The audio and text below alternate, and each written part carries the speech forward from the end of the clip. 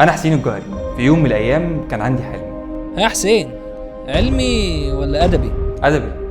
طيب هتبقى ايه ان شاء الله؟ دكتور ولا مهندس؟ هبقى مذيع.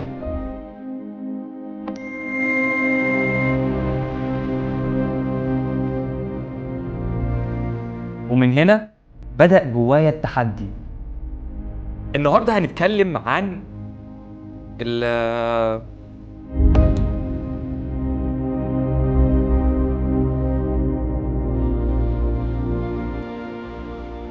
ولأن الحلم مش تحت أمرنا، فكان لازم في كل محطة تلاقي 100 حاجة توقفك. الفشل في امتحان مش نهاية. عشان كده مهما صدروا لك رسائل سلبية، صدق حلمك، عيش بإيجابية.